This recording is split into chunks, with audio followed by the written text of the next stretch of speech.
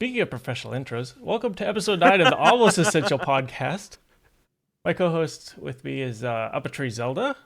Today we're going to be talking about some Twitch news, Apple news, and some PayPal fees and some other stuff. Let's see. What should we start with?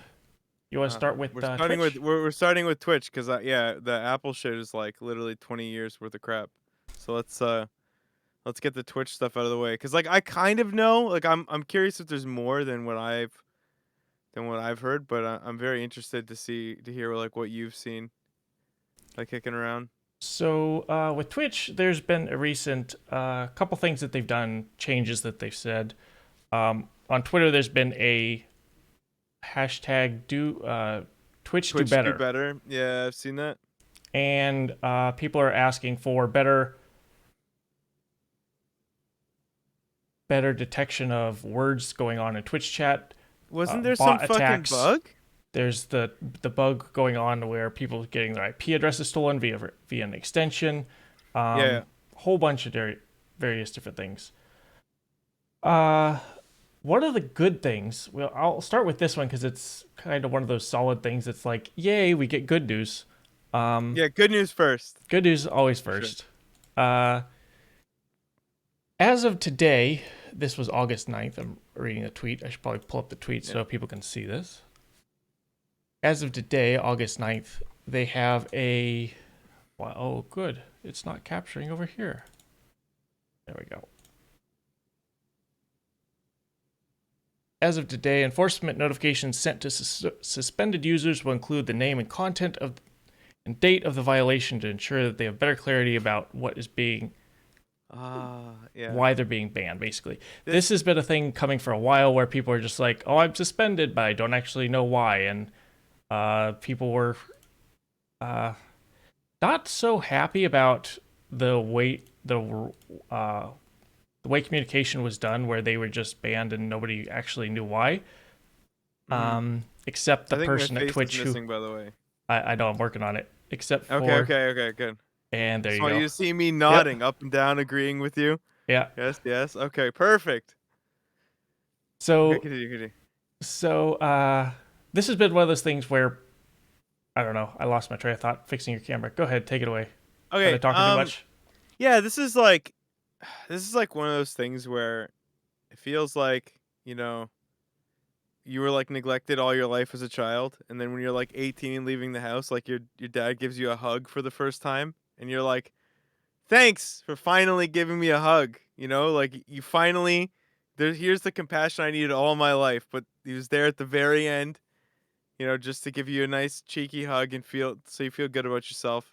People have been Um, asking for this months, if not this is years, right? I Like mean a fucking day one thing. Like they never should have suspended a single person without this fucking stuff in there. It's good to have, and it addresses almost every concern people have about uh post ban, right? Like so there's pre-ban issues and post-ban issues. And pre-ban issues are like, kind of how messed up it is that you get banned for these trivial things and what is bannable and what's not bannable and all that shit. But post-ban, I think this addresses every issue. So this tells you when, this tells you what VOD, what the title was.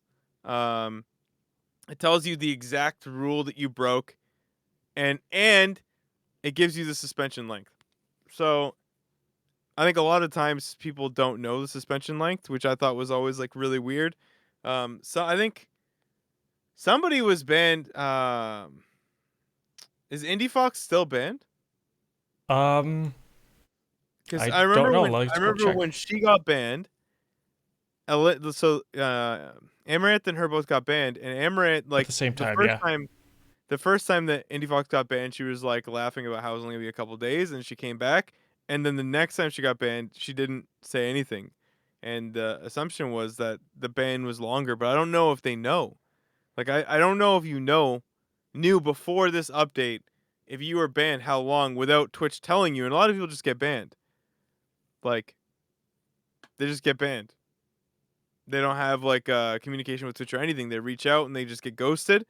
A lot of times people will get banned and then they'll get unbanned before Twitch actually responds. And so Twitch gives them a cheeky like, sorry, we fixed it now. So You it know? looks like this is streamerbans.com, which is a site that exists because people are trying to actively find out some of this information. As of June 28th, she has been banned and it has not been revoked. Wow, So yeah, she's still banned. dude, that's crazy. Wow. So hopefully in the future, well, this is giving us hope that we will have more transparency. Well, People yeah, this is great. Like, understand why. yeah, this tells you everything that you need to know, so that way at least you don't do the same thing again if you were doing something that was particularly problematic. Um, it tells you how long, which is great. Like, it tells you pretty much everything you need to know about what you did to fuck up. But I mean, Thorson was in the news for a while because his ban was the beyond 3 days and infant and just it was just like hanging wasn't and it people. something super stupid Oh, too? his was like the somebody baited him with like a still image that turned into a horse penis or something like that. Oh I think. fuck! Yeah, Yeah. No, it was like even more. Yeah. It was like on, but it was like it was a small. timed Like it was. GIF or something, but it was Yeah. very quick and And it was like it was like in a fucking like TV or something in that image. Like I don't even think it was like, yeah, it that looked band. like And a he got a still month image. for that. Yeah, but He got a cut a fucking month. It's stuff like that that but makes you during just like, during the time he was yeah. banned, people were like, "How long is the suspension? We don't actually know." And during that He month, didn't people were know like, either. Yeah, they "Exactly." wouldn't tell him. So this is a step Yeah. forward in that direction. Feels like they're getting the ship together slowly, bit by bit. I Yeah, it's guess kind of sad how fucking long it takes for basic shit, but uh growth pains or something. I don't.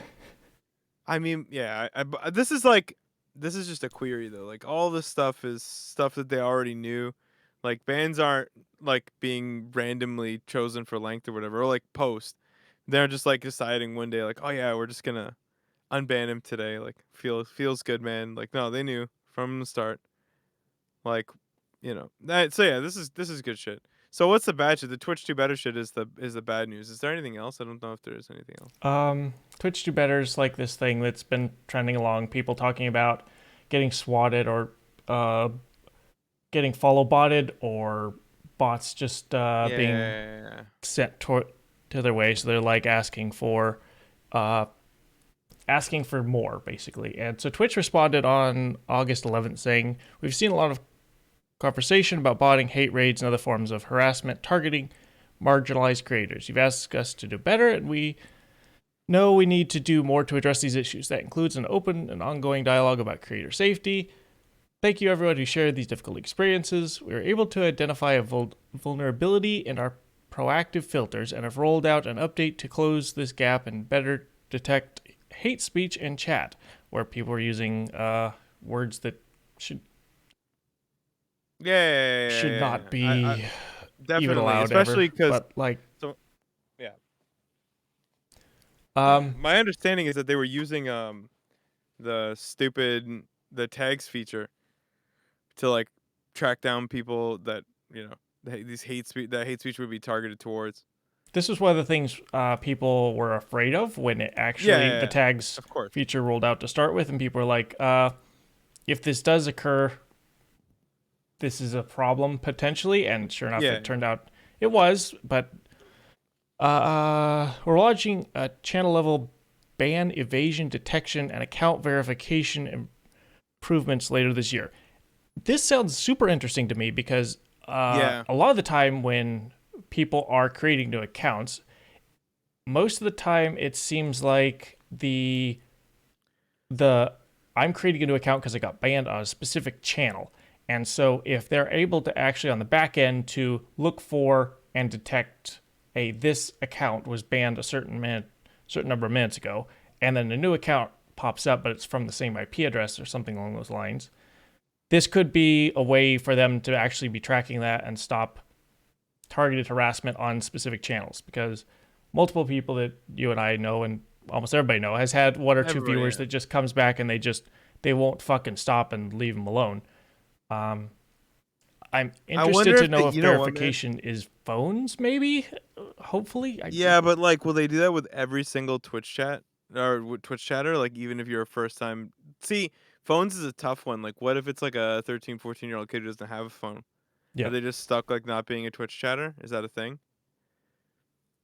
I'm wondering So if that's why it's confusing. Like, I don't know if I don't think they'll go that far, but I think that IP level bans are going to be a thing, and I think that it's enough because if a person like makes an account and then gets banned, they can unplug their router and get a new IP in like 24 hours or whatever, right? But that's 24 hours.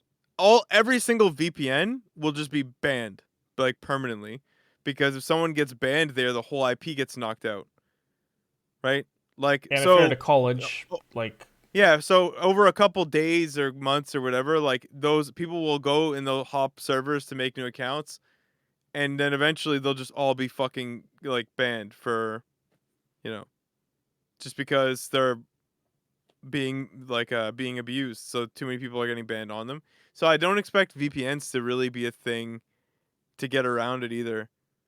Um, Not to mention that most websites can tell when you're coming from a VPN because those are they're public IPs. right So you'd have to try really fucking hard to evade IP ban. Most of the people who are like doing that level of harassment, I don't think like obviously there are always tech savvy individuals who are admirably like annoying in that way, but I most people are just like using Proton Mail to make a new account. And the reason that they're getting away with it is because they don't do IP level checks. They're just doing, um, regular mail checks. So yeah, I mean they could. Another thing that they alternatively could do is just ban the like the like Proton Mail and all these other. They can make it so it has to be like a specific provider that's much more difficult to get an email address. Like, because Google requires like yeah, it could be like Google requires like phone number for verification. Like there's a lot of different ways to go about it, I think. But I would say the IP level is fine. You can set up your own VPN via I'll say MRQ says you can set up your own VPN via AWS. IP bans are essentially pointless. Yeah, but even if you set up your own VPN, you still once you make an account with on that IP, it's still gonna take you it's gonna get permabanned actually. Like the only reason that your house can get a new IP is that you can unplug the router and then the ISP issues you a new one. Now you could probably do that for AWS as well, but like I don't know if you can get a new IP instantly. I don't know if that's how it works, on the back end, there's a right? couple ways to add exceptions and filters into this. I'm excited to see where they actually take this. One thing that I thought about when people were talking about, phone numbers.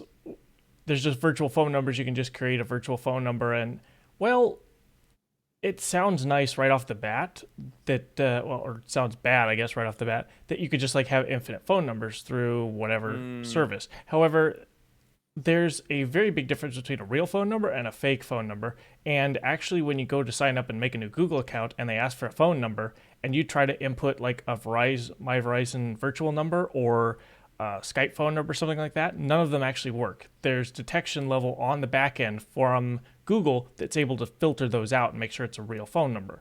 So like right. that technology does exist, and if they ever do go to phone number verification for certain things, this might be one of those things where it makes sense.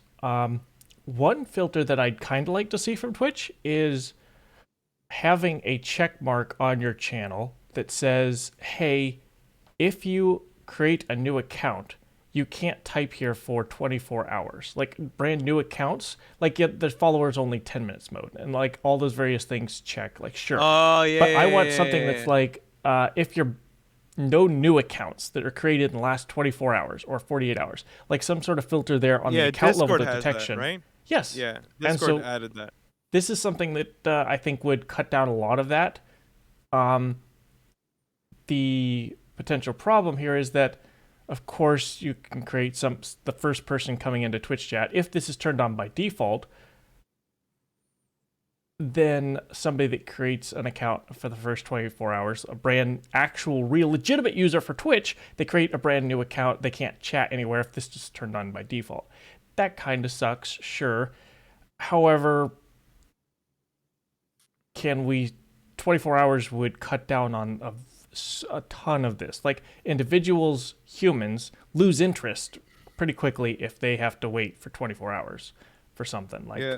Like, Well, I thought so. I had a thought, and Joey says channel point minimum might be a nice filter, which is a pretty interesting way yeah, of going about it too. But then you could like basically do the thing where you make a bunch of accounts and just let them sit for a little bit in the chat. Um, yeah.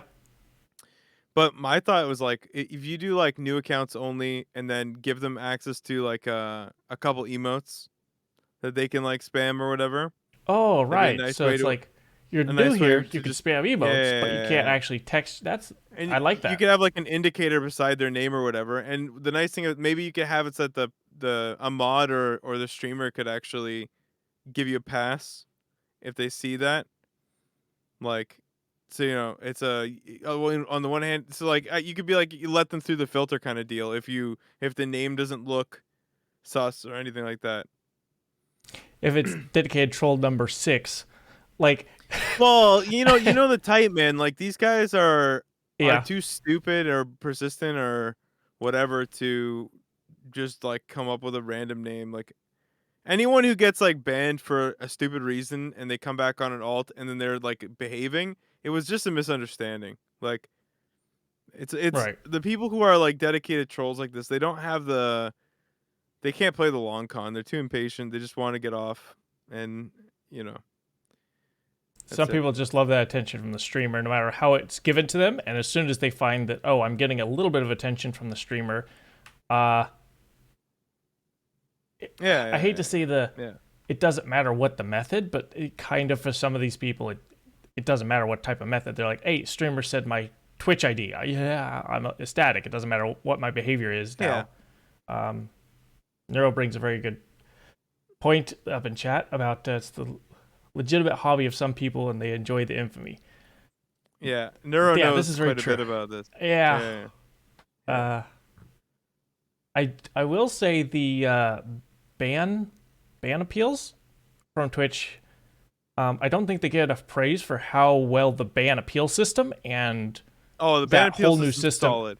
how Yeah, solid that whole process and system has been and is. They've done a very, very good job with that. So kudos to them there. Um, let's see.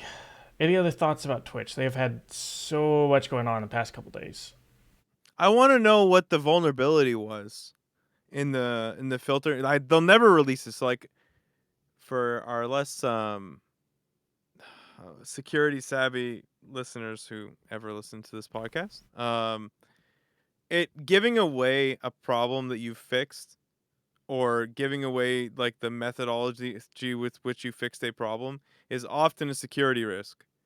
Like if you tell your adversary, this is what I did to fix this problem, then the adversary knows that not only was there a problem particularly there, but they might think of ways to circumvent. So like we'll never get a chance to know, I don't think, what the particular issue was that led them, because it was like straight up like the stuff that was there was just racial slurs and all sorts of really cringy garbage stuff that they were saying. So like I'm not really sure how the fuck that stuff was getting through their filter, but it was. And I'm curious as to what the bug was, like what they had, because it was. I feel like it shouldn't have been that easy. Like it wasn't that easy before. Something must have given. Like they must have patched something, and then it just didn't do what they were supposed to do. Sometimes I also think that I'm not naming any names. I don't actually have anybody in mind, but I think sometimes if a streamer has auto mod turned off completely, Yeah, and then a bunch of this stuff does come into their Twitch chat, and they don't know or go check that. Um, yeah. Well, so the problem with Automod is that it's too strict, it, right? Like yeah, even Automod 0 is annoying, and people get like their messages removed, and like then you want to check because you don't know what the person said, and it turns out it was completely innocuous. It's like it's a level of I'd rather just have a modder myself, just grab a mouse and click the name, and like because if someone gets under, let's say Neuro comes into my chat and he says something, and Automod picks it up, or maybe it's spam or like whatever Automod gets him for. I'm like, whoa, what the fuck? Did Neuro say something like controversial or bad? Like, what the hell? And I click on it and it's something completely useless. And now that's like thrown me off, and nobody wants to be dealing with that. So like, I'd rather just see what Neuro said and then click his name and fucking delete it if it was bad. But yeah, it's just not a good way. It's not a good system, I don't think. And so people usually have like I think there are two kinds of streamers, honestly. People with auto mod set to 1,000 and people with auto mod set to 0 because they just rather fucking deal with it themselves, you know. I think there needs to be just an good job giving auto mod existing. This is a first step, sure. I think level 1 auto mod needs to do a little bit better about detecting, like put an AI or some working something in there so that it's able to detect between like people just trying to take a slur and misspelling it slightly, giving it a number, something like that, filtering out that stuff versus just like being way too strict about everything. Yeah. Sure, it's annoying and uh, we have a ways to go. I think the approval where a mod is able to like, oh look, this is a comment held for review by a mod. This is something YouTube does. This is something Twitch has the ability to do. It kind of gets Yeah. a little annoying, but Well, I I feel like it think can it's be much improved a better lot. to I feel like it is a much better play to do what they're doing with the ban evasion shit over the content of your messages shit. Cause like if you get banned, you get banned, right? Like if you say something fucking stupid, you can only do it once if the ban evasion system is good, Right. right? So like I really feel like that's where they should put their focus. Like obviously, you know, checking for, you know, different types of speech and stuff that may like trigger some people or whatever is definitely good if that feature is a feature you want, optional or not. But I think the thing that would solve their problems more than anything is just to focus and actually fix band evasion. I think it's a hard problem to solve because it's like if you can really make it difficult to if you want to do it right, you can make it difficult to get a Twitch account, but then it's difficult, right? Like it hurts growth and then that makes shareholders sad. And then, you know, there's a certain amount of trolling I think Twitch just has to accept to, you know, stay open to as many people as possible because, you know, They do want trolls to be a do watch growing platform, but dude, trolls watch ads. yeah, They watch ads. And it's a tough pill to swallow, but the shitheads watch ads too. So Twitch has got to make sure that they make their lives a little difficult, but they keep the trolls around cuz they make the money. Neuro's mentioning a YouTube troll who drives huge threads, and this guy will be Yeah. like, this guy's very interesting because I've seen some of these. He's like, he's not like the troll that's like outright just okay, I'm just gonna ban it from my channel. He plays with the edge just enough and Oh like yeah. makes a nice backhanded compliment or like something, and it's hilarious. Yeah. But he drives the viewer engagement of videos through the roof because people attack him. It goes back and forth. It's just it's a Yeah, it feeds user the that algorithm. yeah, it's a user that contributes in some way, even though they're trolling. Yep. Yeah. That's good shit. Yeah, I don't know, man. This stuff is I just I it's stuff that you kind of expect to Twitch to have already gotten right, but I guess it's better late than never.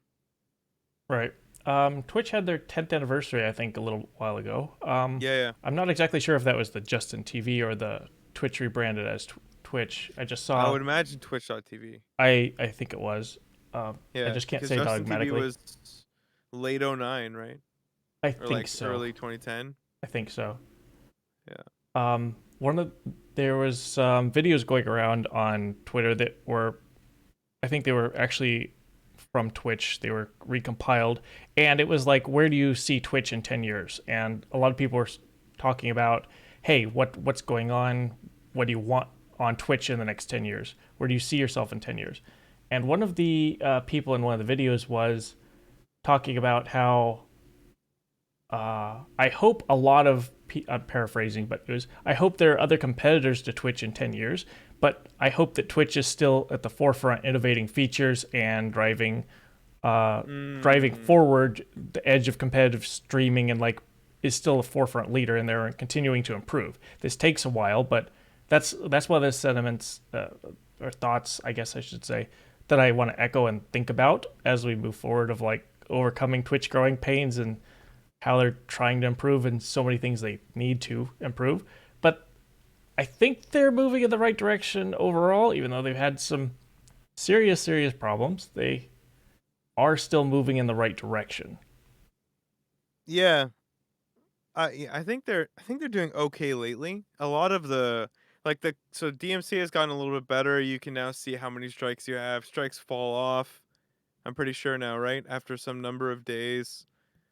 Um They have a nice dashboard now that shows you yeah, they have exactly. a dashboard. You can Here's unpublish your videos. You can you Yep. can do like batch selection. There's like a lot of stuff that's going pretty decently, I'd say.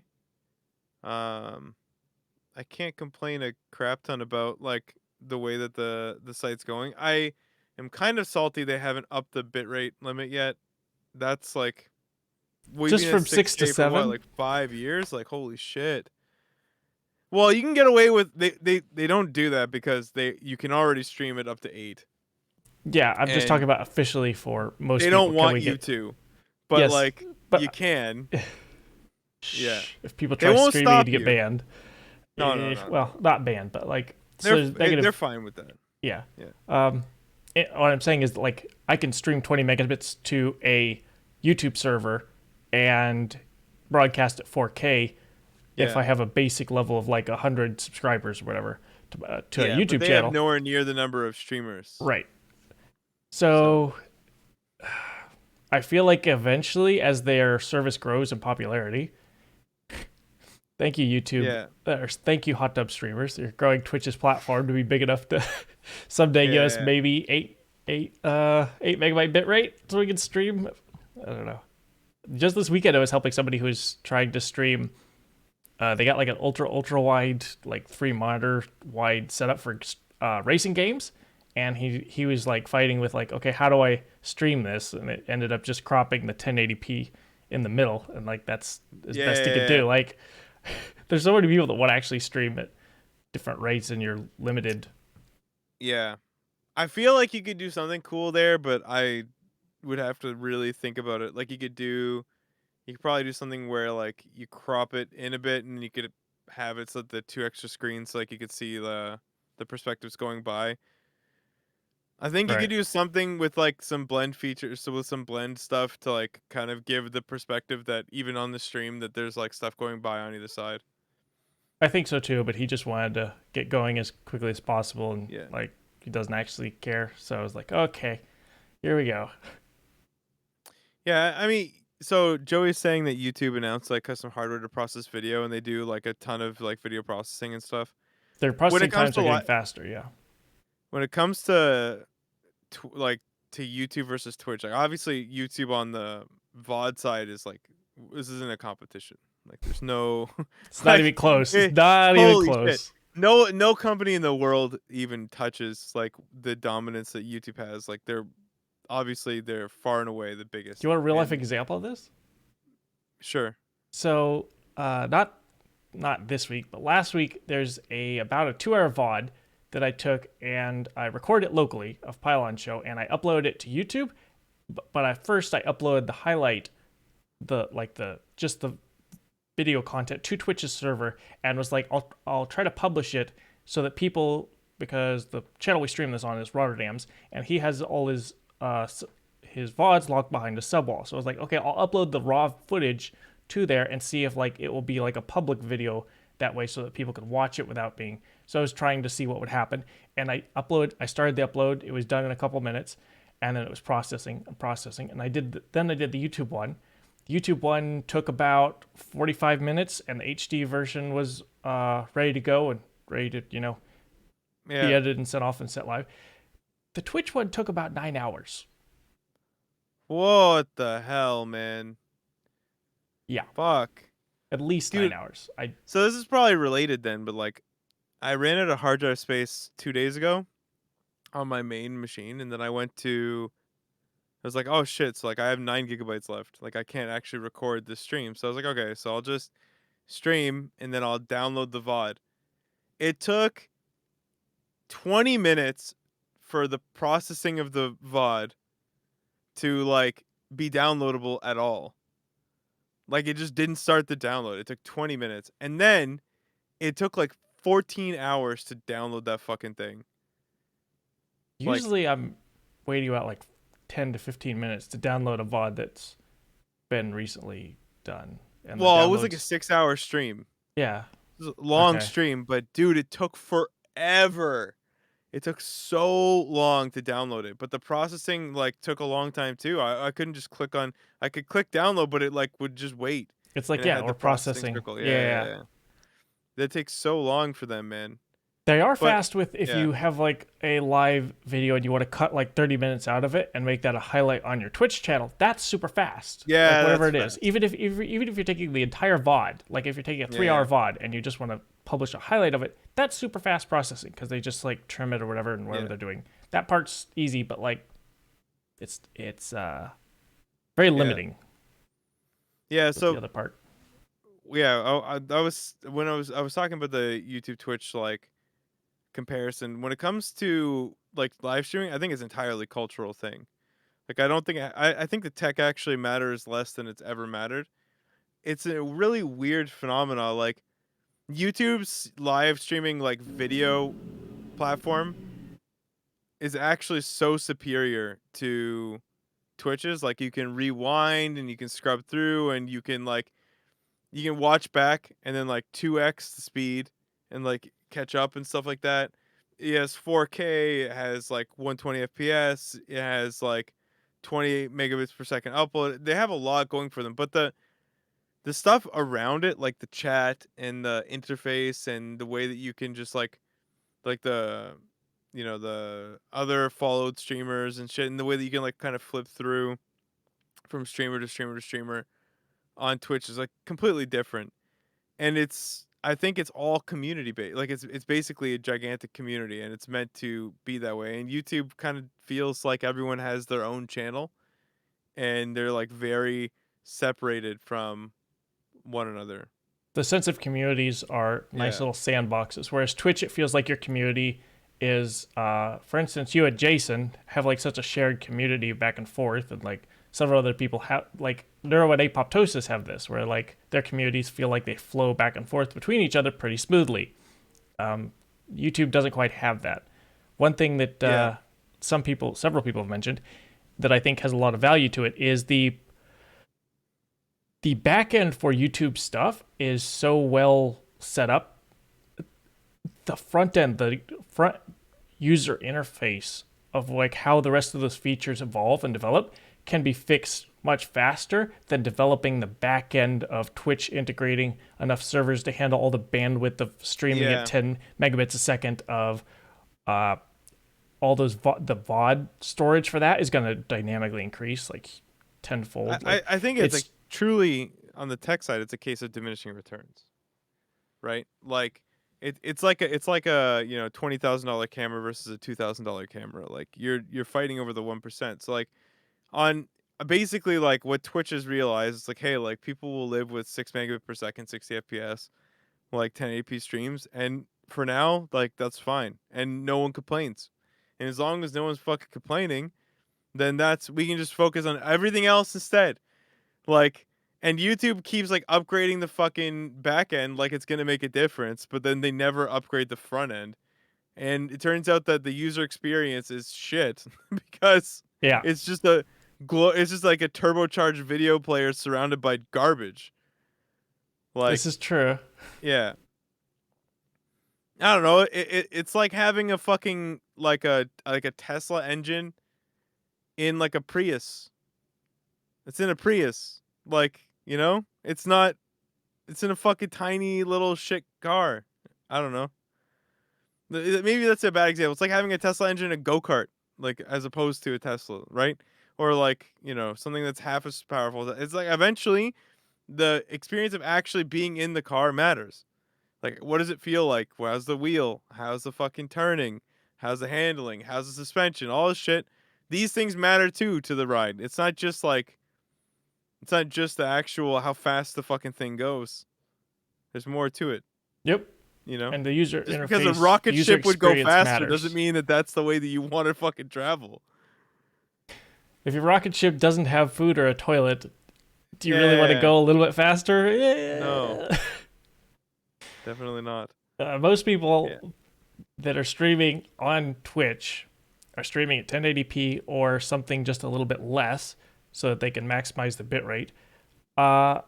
Like the vast majority of these content creators are not even thinking about asking for 8K, 9K bitrate so that they can stream out. Like, it doesn't matter to them. No viewer complains. Shroud does. He's like one of the few people that actually understands the difference, and he's got like this 360 FPS monitor, and he's like, I want to like share more of this experience with you, but like this is where we're limited, blah blah blah blah blah. So like there's very few people that are actually pushing for that, and yeah, they're not going to change it for a while.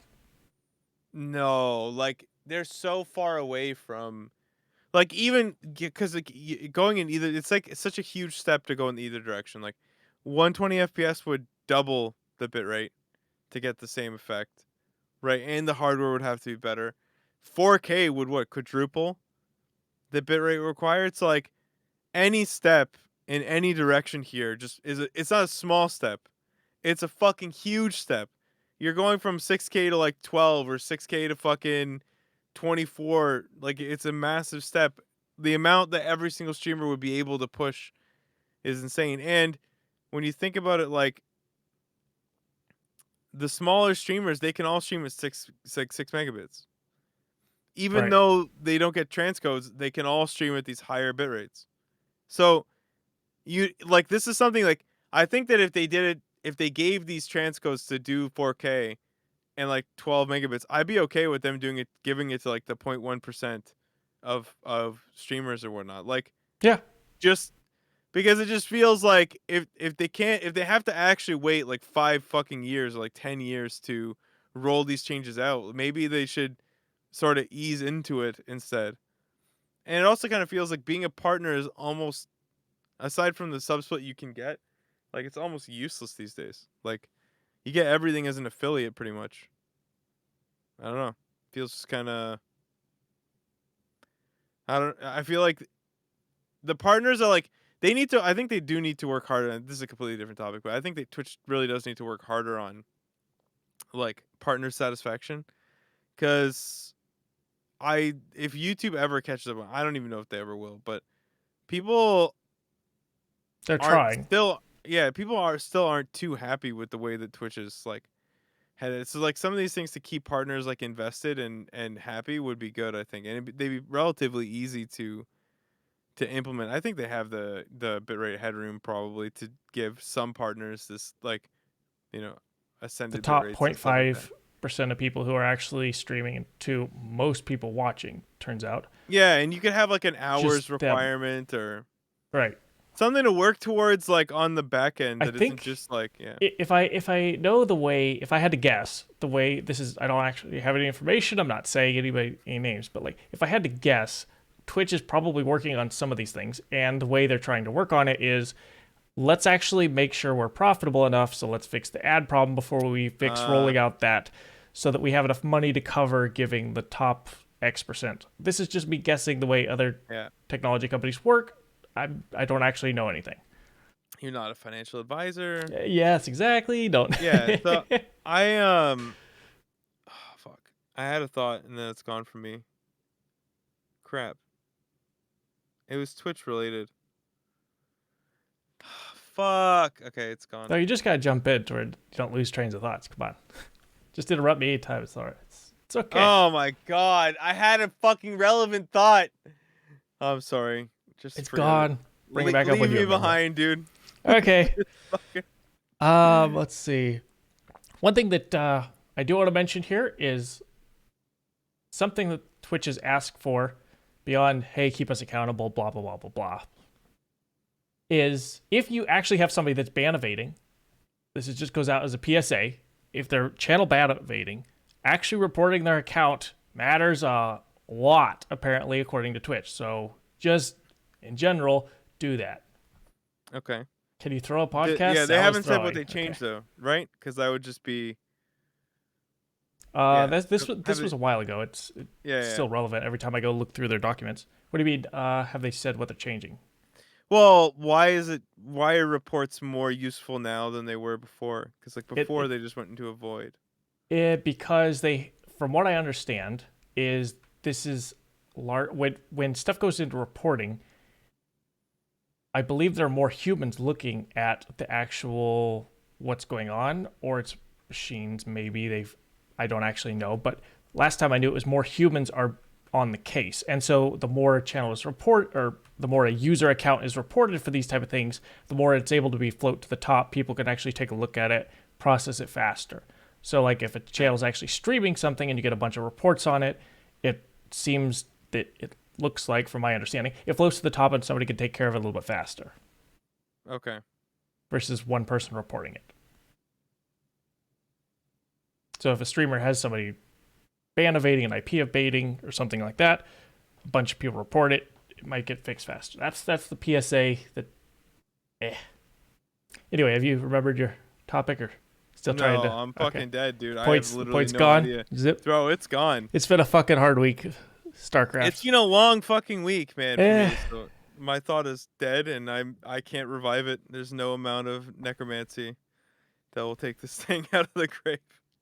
So the Twitch has said, hey, we have existing tools. Here they are: ignore feature, block whispers from strangers. Just turn off the internet. Just don't. Just disable everything. Time somebody out. File a user report. This is like filing one detailed report is more effective than filing many generic reports. Mass repeatedly reporting the same content will not increase the speed in which a report is investigated. This part is new from a couple months ago that I knew of, so having one report with like a line or two of detailed information might be helpful. Or they're saying it is. Safety, blah, blah, blah, blah, blah. Give us feedback, and then there's a whole bunch of feedback and forums, and people can vote. This is one of those things. Is being like kind of useful, I think, actually. This is how we got, actually, I think Fear Dragon was the one who said, hey, give us channel tags for which race you're playing, so you can tag yourself as Protoss, Zerg, Terran, etc., etc. I think the channel tag shit was but complete fucking waste. I think what they should have done is just allow you to do hashtags like you can do on YouTube, man. Like, I don't understand it. From Twitch's point of view, it's like, oh, well, let me create a bad hashtag, and then just like a whole bunch of people could do that type of thing. You can already do, like, how YouTube doesn't have that problem, do they? So I believe they have like better systems to sort through some of that so it doesn't occur. So like they have back-end automation to limit some of that. Whereas Twitch is small enough that it's like they want to make sure that there's not a bad hashtag going on. So you can't actually create your own. It has to be Twitch approved. Listen, I'm in Camp Joey here. They already censor your stream title. Just call the same fucking function. Like, it's the same thing. Yeah, listen, I agree. I think because I think it's so. Artosis has complained about this. Like, he's unable to put like various titles going live when he because he's facing against Protoss scum or whatever. He's like, wasn't it an ape-related one? I can't remember. Yeah, something like that. Yeah, something like that. He's had a 2 or 3, I think, in the past couple ones. Poor guy. He can't shit on Protoss the way he wants to. I sympathize with him greatly. Yeah. Oh. Fuck, man. Is that it for Twitch? We're ready to jump into Apple? Yeah, what do you want? I can't think of anything else. I guess before we get I have no Twitch related grievances. Oh, PayPal. No, PayPal's the end, right? Let's do PayPal now because who knows how long. The only thing I know is they increased their fees again. They increased the fees for like $1 or something along those lines. So if somebody gives you $1, you they make take like 40 cents. Yeah. So like, but beyond that, it comes down. So if you give somebody $5, then it's not like half of that. It's just like, sure. Yeah. They released some statements about this. Sure. Here you go. It's region based too, isn't it? I think so. I don't know if they fucking changed it, man. Like, people are complaining that like if somebody gifts you $1 or tips you $1, that they take a bigger percent of it, which is like, okay, well, great. Yeah, Fixed fee like for so this donations. is something that would just make like Artosis just up the thing to like 350 or whatever to make up the difference. However, I'll probably do it too, to be honest. Go from 269 to like 369. Twitch is actually a little bit ahead of this bell curve because you want to jump on this? No, okay. Twitch bits, What? they already take a bigger percentage of it, so it's Oh, fixed and it's like not it's like the thing is that they take PayPal is like 30% the way that anyway. So PayPal works is that they take a small cut of every single transaction, and that's how they pay for everything. So like, but they don't take a massive cut of big transactions. They take like a percentage, and especially they it's very cheap to give money to friends and family. yep, In because they fact, don't have offer I think it's protection or free. whatever. It's free to put money in your bank. It's free to do a lot of stuff on PayPal, and they have to subsidize that somewhere. Well, it's free Um, if you want to take 1 to 3 business days. If you want instantly, they take a cut. So it's well, it also depends on the status of the account too. So like, if on PayPal, like I don't pay any fees to withdraw, and I get my fees the next day.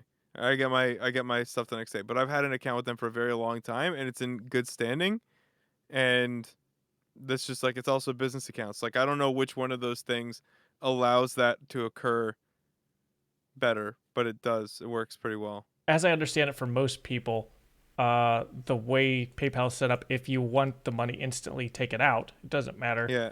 the age of the account. You can have it free, usually the next day or two, if it's a weekend or something like that. But it's Yeah. usually free. But if you want it within minutes, Oh yeah. I don't get it within then minutes. Like yeah, I've had then they it take a like cut. varying times, but it's still not the same. Yeah. Okay, I think that's about So it. MRQ says the big problem with PayPal is that there is a flat fee of 35 cents for every transaction on top of their percentage cut, which is a significant portion of small donos. I mean, yeah, but that's like, Still less than yeah, Twitch I takes. understand that. It's not like what Twitch does with bits is a literal scam.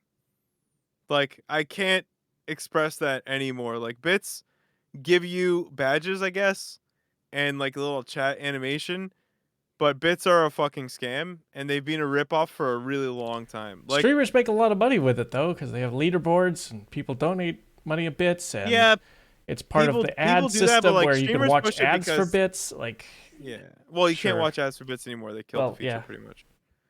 So, um, yeah, I like it's really not it's not even comparable. They take like 30%. People make money from scams. News at 11 says Neuro. Yeah. Okay. Yeah. Well, I mean, it gives some value back. So let's say even if you can argue that they give 10%, right? Well, okay, so hold on, very quickly on that bits for ads. Like they didn't kill bits for ads. No advertisers wanted to buy them. So it just died a painless death because Quietly in the night. advertisers just yeah, they just didn't see it as a valuable thing. Like Twitch would gladly sold more because they actually had great turnaround, but advertisers themselves like didn't want to. That's one thing that like I really learned going in on a deep dive, like talking to the ad guys. Like it's not just a viewer and Twitch relationship like with ads. There's also um the tertiary thing of what the advertisers are willing to buy from Twitch, right?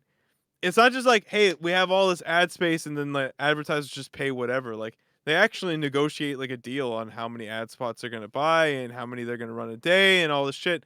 And like if the advertiser doesn't see those ads as effective uh purchasing, like they just don't buy them. And so like a lot of times when you rock up to a stream and there's no pre-roll, it's because there's no ad to serve. Like that happens. So there's a completely extra thing there. So some ad types just don't run. This is why I'm really excited for the in-stream banner ads, by the way. Yeah. Like, and I want those. I want those so badly. Like, I want to be a part of that so well because I hope that no one turns them off because they're by far the I want best these way to on by show ads. default. Like, especially if you have Yeah, starting soon screen and you're like, there's an intro playing or something along those lines. Just have a set of ads that runs there, monetize the shit Dude, out of yeah, that. 10% of the screen, no audio, and it just lasts like 10 seconds or something like that. Beautiful. Make It's make fucking it. amazing. Don't get it too much in the user's way and make them absolutely hate Yeah. it, but Well, like it toss it can't it in there a doesn't get little in bit. the user's way because it actually scales the screen. Like so the new ad type that they're rolling out is an ad that moves the screen, like it scales the screen down by 90%, and it puts in that 10% at the bottom the ad, like the banner ad. And like there's no volume change or anything. Like nothing. You can hear and see everything just like you Yep. could before.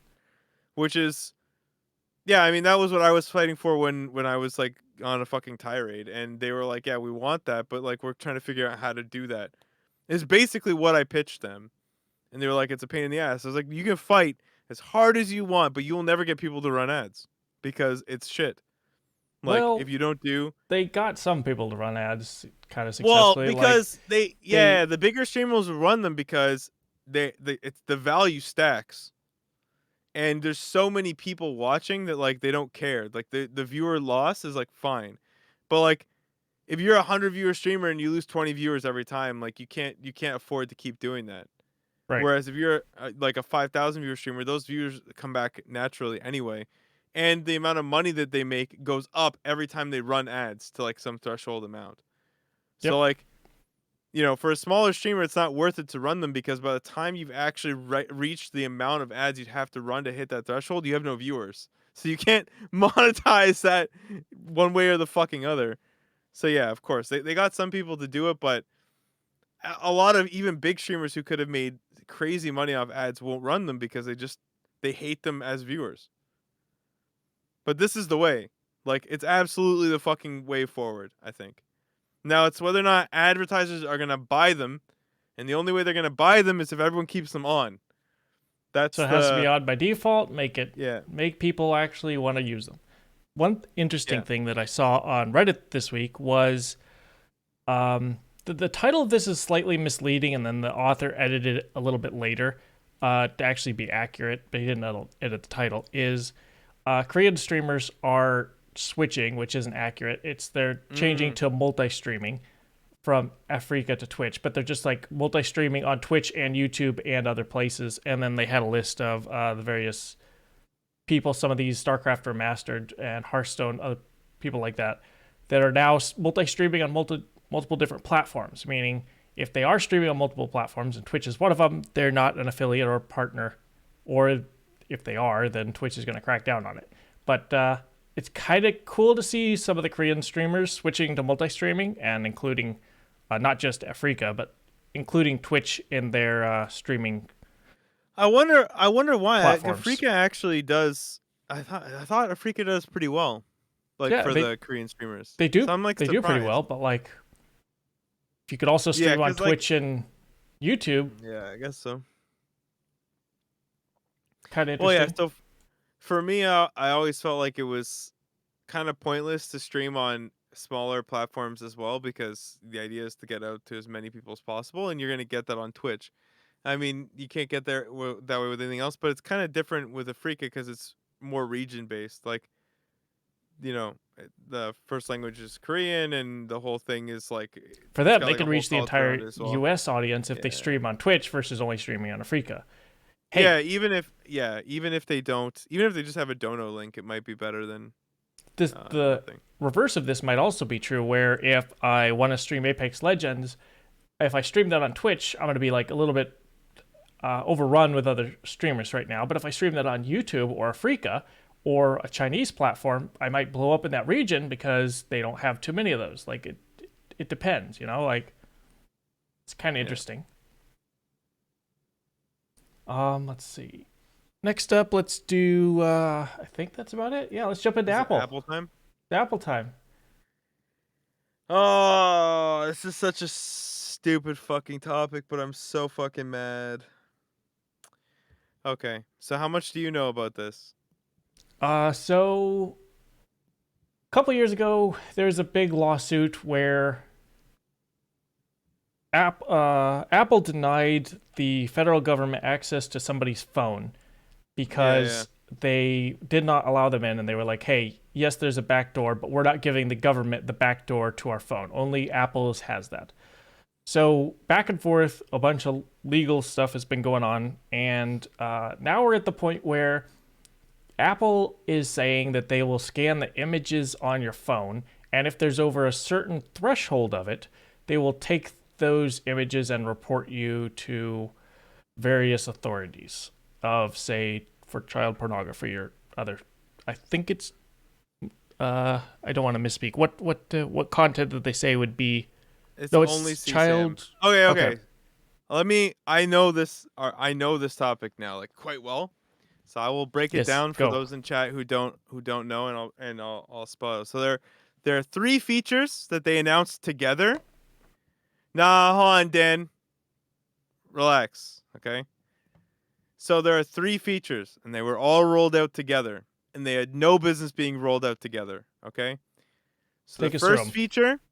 the first feature that they announced was that if you are uh, a minor, so you're younger than 18, and you are on your family member with someone with an iPhone, so like you have your parents that are your whole family has iPhones.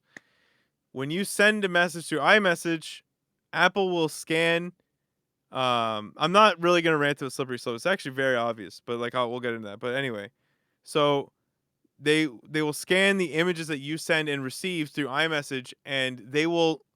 It is an opt-in feature to warn the parents that the kid is sending nudes slash receiving nudes. Okay, because they're under a certain age or whatever. It's completely and utterly opt-in, and it's only for people below 18 whose parents are also iPhone users. So obviously this requires like your parents have the same are on the same family plan and You're set up as a um child on that plan. yeah, all of this shit, and it's opt-in.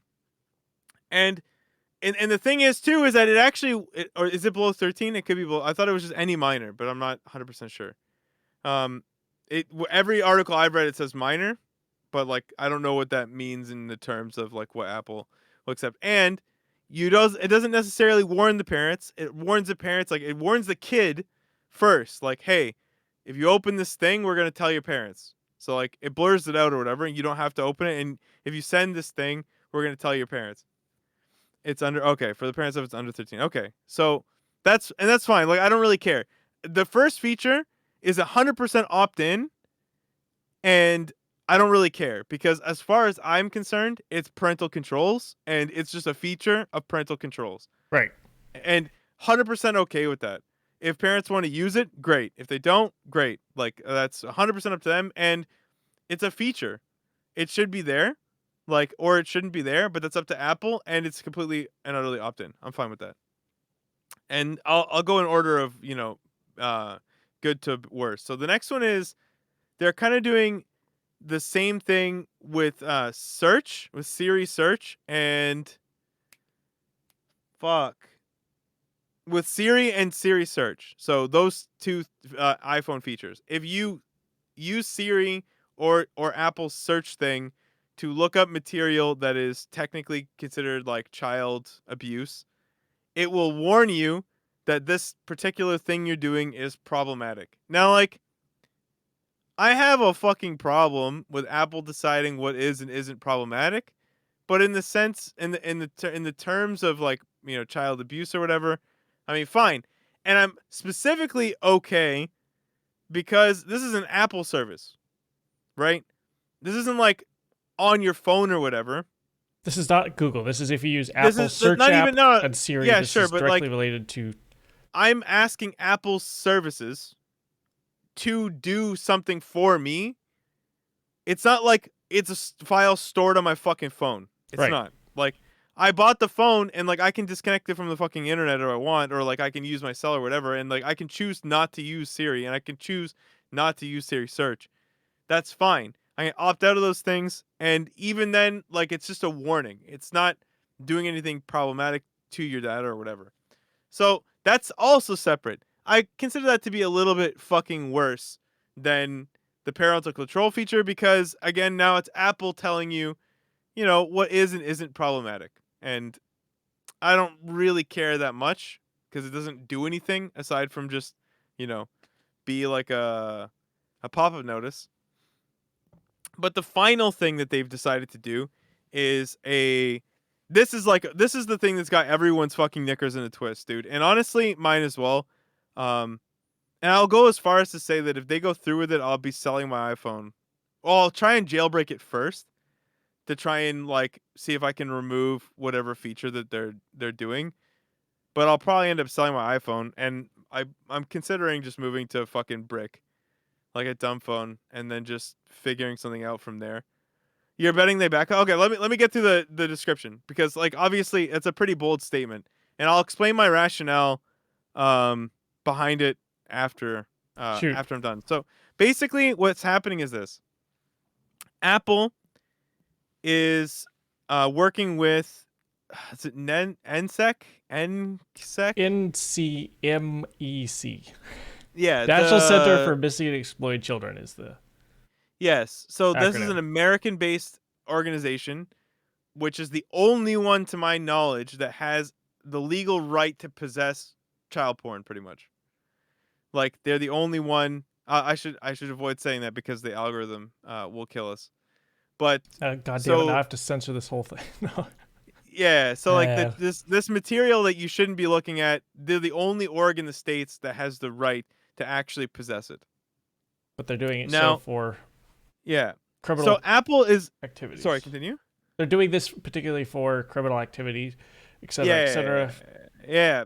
Basically, so that they can search databases and people's phones and shit and whatever and like servers and stuff and compare it and match and contrast, and they can try and hunt down people who are pedos, obviously, because fuck them. Yep. So Apple has decided that it is ready to unveil this technology that allows them to client side. So this is not connected to the fucking internet. This is not an Apple search thing, an Apple service or whatever. It allows uh it allows Apple to compare an image that you've received in iMessage or are in possession of an iMessage, and it will scan things in your iCloud like photos as well, and it will try to match for this like child abuse material. Now the problem is actually how they're doing it, and it's not necessarily the content. So like first of all, their target, at least what they're saying, is that they would like to um, only target the the iCloud related services. Okay, so like if you just disable iCloud backup for iMessage and don't use iCloud Photos, this won't apply to you. Like it won't run the client side search, and you'll be fine for now. Um, and the way that this search happens is that they don't actually compare the image to another image. What they're doing is they run a particular algorithm over an image. It gives a hash, so a series of letters and numbers, and then with a very high degree of accuracy, if that image is being transformed or manipulated, it will match the hash that comes out of one of these these child abuse materials. It's a So probability thing. Apple actually does not know what the fucking hash is. Okay? This is Yeah. a fucking problem. And now there are two layers of material that they can look at to compare what the hash is, right? With the original material. So it gives like a really, really, really, really low quality image and something else as well. So basically, what happens is that this algorithm they're running is very accurate. It's unlikely that anyone will ever have a picture of their kid in a tub, and then it like gets misflagged or something like that. They say 1 in a trillion chance, and it has to happen more than one time. So like they A put out single all of the image is not speak, gonna trigger it. It yeah, has they to put be out all of the multiple. Right. speak and shit to try and ease people's minds that they're not going to get randomly caught, because they don't like they will manually review each one, but they're looking at like a very low res image And once you hit a certain threshold, they just report you to the fucking cops. By the way, Like, there's a middle step in here where apparently this goes to Apple moderators who then pass it on to the NCMEC. yeah, So but like there's still all the Apple moderators have access to is right, a very low res file because they don't have the right legally to look at the original. right. So they don't know. Like, I imagine we're talking like, 64 like by less than 64, 100p. like Yeah, very, very, very shit resolution fucking thing. who knows? So what's the problem then? Like, you might be like, well, obviously, like this might work, you know? This is for a good Um, cause. What's the actual issue? so Yeah. the actual issue for me, first of all, Not just for you, is it's for a lot of people, but this well, is for a in lot of your people, opinion. This is in your so opinion, yeah. I have two major problems with it. Like in my opinion, my first problem is I bought this fucking phone because they sold me privacy, like a privacy conscious thing. Even they don't know what's on my phone. This is the fucking tagline This is what that what big selling point for Apple this and is what Apple they sold to me. I services, yeah. bought into their ecosystem on the sole premise that they would fucking keep off my shit. Because in a world where every single tech company doesn't seem to give a fuck about what you purchased and didn't purchase that you own in your house, here's one company who's like, hey man, we don't fucking know shit. Buy our phone. And I was like, okay. Like, fine. I support that. They're all just slabs of fucking glass and some solid state drives. But here's a company that's like, yo, you can use our shit and you don't have to worry about, Your shit is private anyone. on our slab of glass. Congratulations. We Yeah. don't even open And, our slabs of glass to the government, is and what they used every to say. single thing that they have fucking done since I purchased it has been a great step forward. There you have the private relay thing, which is basically a VPN. Yep. You've got fuck. They've had so many good privacy and the anti-ad shit that they did in the back end to fuck over Facebook and all these other companies from just wantonly using your ad The profile user too. They did telemetry. so Yep. much shit. Like I bought their fucking phone and I felt so good about my purchase because they had been like systematically stepping forward in the right direction for like a year straight. They filter And I their felt app really good store about that. better, is what they Yeah. They say. made it so that There's like the every single app provider yeah. needs to show you exactly what they're taking from you. And it's in a massive card. Like you can't fucking miss it when you download the app. It's super sick. My problem with this feature is that Apple has no idea what hashes they are actually scanning against. And they're not going to say no to China if China's like, bro, add these hashes to your list or you can't sell our phones here. Because they already fucking removed the Taiwanese flag from their emoji set. And they forced Apple to put all of their fucking servers in their fucking country. So that they can scan the data in and out. There's literally no way that they aren't going to abuse it for other things. It's not possible. And that Not isn't just the the end Chinese of government. It's the American government. It's whatever forces that be force them to, hey, check this hash. It's just this is the first one that we start with. Well, yeah, I mean, but the thing is that once they have this feature built in, every country with enough people that it would hit Apple right in the fucking wallet is going to say the same shit. Yep. And Apple's literal defense for this is we'll say no. We'll just say no. That's all we'll do. We'll just decline. That's bullshit. It's going to happen. And on top of this, it like I would have been on the fence. But they've been quoted as saying that they're considering opening this feature up to third-party apps. So like I can't even opt out of it through okay. Dude, I can't even opt out of it through iCloud. Like there's no way to opt out. So honestly, like listen, man, I don't need like I think a lot of people, everyone who kind of knows about this in the same boat at the moment, and they haven't said anything to ease anyone's like conscience on it. So I bought the phone because of the privacy oriented shit, and this is the exact opposite of that. Like I don't care if it's an automated feature to scan my phone for whatever material. Like, I don't have a say as to what it's scanning for, or what government agency I get reported to. Like, I know it sounds like really, really like grandiose. I have a moral obligation to sell my fucking phone because I bought it for that. I didn't buy it because it was cheaper or it was the best phone in the market or anything. I bought it for a specific purpose. And now it seems very clear to me, at least, that, like, and I don't know if they don't understand what they've done because they seem surprised. Like, a lot of articles I've been reading is Apple didn't expect people to take it this poorly. And I have a hard time believing that everyone at Apple's fine with it. It's a very big company. And it's a very big step, in my opinion, in the wrong direction.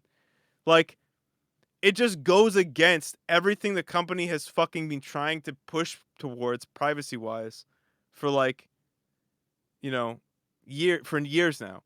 And this is like the argument that I see from a lot of people, and I understand, and I actually kind of agree. Like, I know that some people, I think Sourcing Zero was giving me shit for this, and a lot of other people in chat were giving me shit for this, but a lot of people feel like this is a compromise they want to make to actually encrypt iCloud.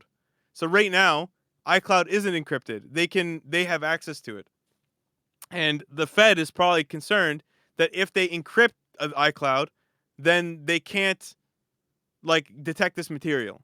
So here is another way of doing that. They're doing it client side. But honestly, in my opinion, I'd be far more comfortable with Apple just wantonly searching my fucking iCloud. Like, doesn't that seem way less intrusive? Like, than this shit does to me.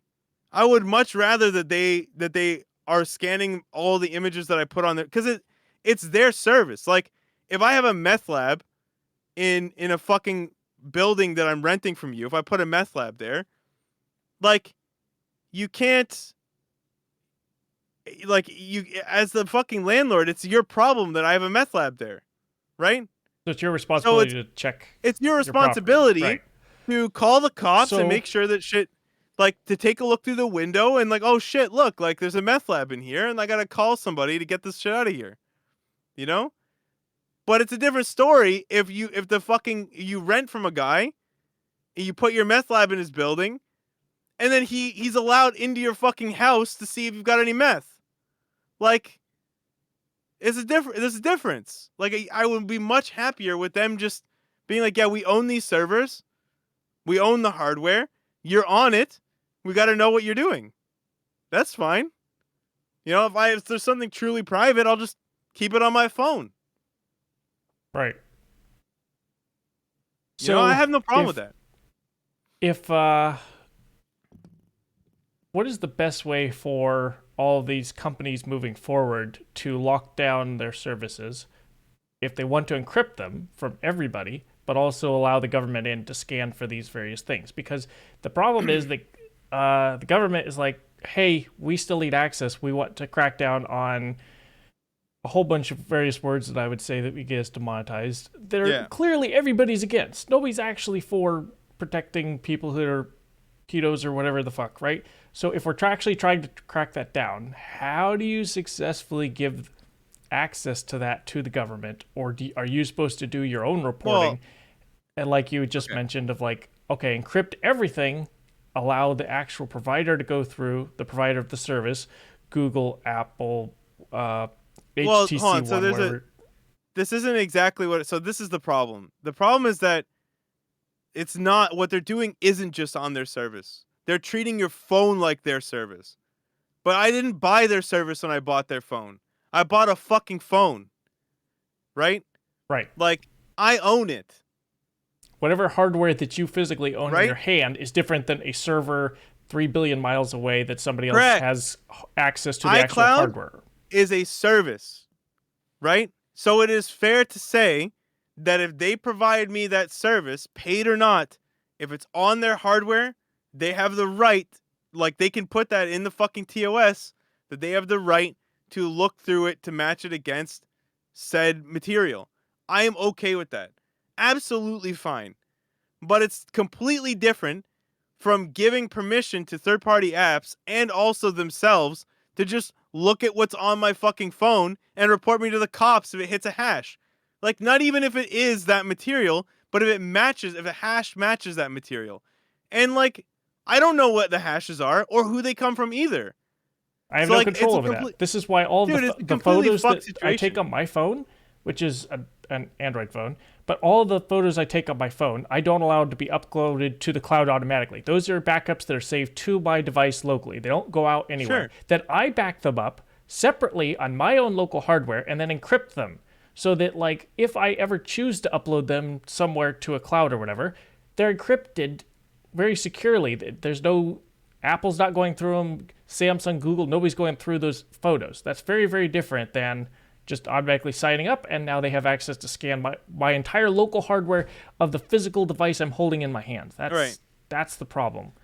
Yeah, I mean, this generally feels like this feels like an overstep that, like, people. I know that Dan's giving me shit for the slippery slope algorithm or slippery slope argument, but it's impossible for me, at least, not to see it that way, because because of the way that it's anonymized even to them, like, they're not going to tell, like, the governments of the world, like, fuck off. They're They're too not big gonna. for that. There's no fucking way. Like, I just don't see how that's gonna fly. And need I remind, like, anyone who doesn't know, being gay is literally illegal in some countries still. Yep.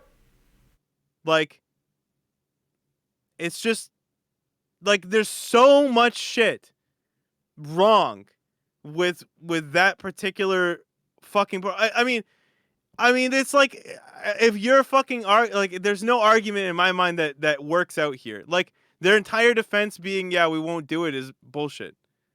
I don't see how they can't do it. You know, it's exactly like the kind of thing where when I switched away from an Android phone, it was like, why do I think that Apple isn't going to sell my data for ads? And the reason was because they actually can. They sell me an overpriced piece of glass. Like, and that's the reason. What does fucking Google sell me? Nothing. Like, I'm the product. I get it. Like, I see what's going on here. Google is an ad In this company. in this You can particular lock case, down your Android phone to some degree. I'm not trying to say you can't. oh, but you like, no, I mean, you listen. You can if you want to go. If you want to go hard, I mean, that might be what I do next. Is just buy an Android phone and lock it the fuck down. especially with this, Yeah. I feel like I will have more control, like in the next year. I will have more control over an Android device and locking down the data that comes and goes out of that phone through apps, Yeah. through everything, than I will with an Apple device in the next. Oh, I mean, but 12 that was months. already true. Like, Like, that was already true. I The feel thing like about even stronger yeah. about it is what I'm saying. Like, going forward, like Yeah. this thing. But, Granted, like, if you I look have at no everything delusions. I have no delusions that any photos I upload to Google Cloud, Yeah. the government isn't already scanning or whatever. Like, Oh, of course. especially if you upload anything to Facebook ever, like just Yeah. Facebook reports 20 million cases of CSAM, so child abuse material, a year. Yeah. Do you know how many they take from Apple? 252. There's a reason that this is being pressured on them. It's because they actually do respect the user's privacy at the moment. Like, they do. And it's fucking reflected. It's reflected in the way in how much material gets given to the government, like, from it. My problem is strictly how far this reaches beyond what an Apple service is. this is being brought up in chat right now. The only good device is the one you owned root. I want to remind people it's Yeah. way easier to root an Android device. Like, it takes 15 minutes these days with a modern device. Can you even root an Apple phone? I don't think you My can. roommate, nice username in the chat actually, has been trying to get his Apple phone rooted right now, and it's he's got to wait for updates to get to a certain point so that he can get into the root system. Like, they have to wait so long for a root access to these phones, and then they're unsecured to a certain degree. Whereas some phones with Android, it's much more up to date. Like, you don't have to wait 2 years for like a root to occur. Like, I can buy a Samsung today and then root it like the next, like a modern day phone, like one that was manufactured in the last couple months, and then root it like almost the next day. This is not Yeah. true for Apple devices, sadly. Well, I mean, yeah. Sadly, like, so the thing is, I do. If we were talking about this conversation like 2.5 weeks ago, I would have been like, but like the company itself is so privacy focused and they're selling privacy as a service, it doesn't bother me. And I think they're doing an excellent job. Like, Private Relay is a great point for this. Like, in order, like, it's a VPN service they're doing where basically like you encrypt your shit, send it to Apple, and then Apple moves it to another server and then they send it. So like it's double encrypt, like it's obfuscated twice, right? So Yep. like that's a sick service. They're doing so much right, and then this shit. It's just like it almost feels like they were just developed by separate teams that just weren't thinking about the same problem, right? Like I that's don't what it get reads like to me. maybe. I just Yeah. get the impression that like the government forces that became so pressured to them they were forced into this type of decision, especially when the back end of this might be justifying it for like, hey, if we allow this service in and allow government scanning to some degree here and there, Yeah. we could actually move forward and like encrypt all of iCloud, which is progress for the user security overall as a Yeah. whole, and we're going to do more good by encrypting everybody's data Yeah. and only allowing a little bit out, which is like I feeling like did a read a justification very for some of this. Yeah, I did read a very measured take that it may actually be a privacy net gain for in the short term. Like if you can encrypt the entirety of iCloud, but like that means that adversaries that are targeting you will have a harder time. Yes. And that's a plus. That's a big fucking plus. And Can't argue that's with not a that. guaranteed feature, by the way. That's speculated, Of course. Yeah. given what they've done. So if they did encrypt iCloud, that would be great for users because that means that people who are trying to break into your data would have a much harder time of doing so, This is which is especially true great. for people like that Yeah, are celebrities that have targeted people trying to yeah. go after them quite regularly. My problem is that there are governments of the world that have already forced Apple to bend over when even the U.S. government has failed to do so. So like trying to explain to me that like they're not gonna do whatever with like an anonymous hash with which they don't even know the contents is horseshit. Like it's fucking horseshit. There's no way they won't. I just I can't I don't believe it, and I truly think that it's a step in a terrible direction. So like my next phone won't be an Apple product, like, which sucks because I'm quite. Nah, I just bought some AirTags and shit. It's gonna be a big pain in my fucking ass to get out of it. Swap But everything over. bro, I have to, Yeah. and I'll probably go with like a rooted Android. Like, it's so annoying, man. It's so stupid. My bet is that they renege. I can't see. I cannot see them just going through with it, man. Like, you can for sure root them. Yeah, like I might go that route because like it depends on whether or not all of the features that. So this is my thing. Like, so now I have some AirTags and shit, and I just want to know if all of the features that I use will die. Like, will it still fucking pair with my AirPods like immediately and shit like that, or is it better to just give up and get a different fucking phone and do whatever? Like the It's only reason I would even use like my iPhone 12 Pro if they pass through with the shit is strictly to because of the other stuff that I own. It seems like Yeah. the closer the service is tied to Apple online services or like an Apple service where they have more control, the more likely it is that as soon as you try to open that Apple Yeah, it'll just die. application, it'll just instantly Yeah. crash. Doesn't even run. So Like like, does Siri work? I see. I don't know. I need like an actual uh, person who's done that or like search into how the Apple phones actually function with that. For most people, it's too much of an inconvenience. Too many things break. Oh, hello, Rotterdam. Yeah. Thanks for the Hey, raid. Roddy.